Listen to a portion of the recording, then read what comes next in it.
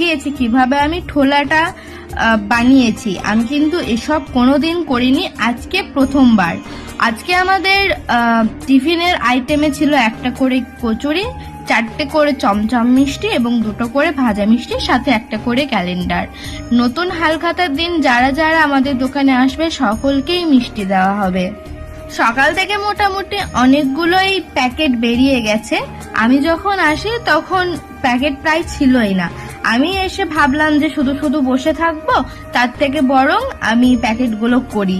তাই আমি নিজে থেকে বসে বসে এই ঠোলা করা, তারপর মিষ্টি ভরা সমস্তটাই করেছি। এই পয়লা বৈশাখের পুজোটা আমাদের বাঙালিদের কাছে কিন্তু দুর্গাপুজোর থেকে কোনো অংশে কম নয়। এই পয়লা বৈশাখের মধ্যে বাঙালিদের জড়িয়ে রয়েছে এক আলাদাই আবেগ। তারপর বলো, তোমাদের এই নববর্ষ উপলক্ষে কার কটা জামা হয়েছে? যাই বলবে বলো, ছোট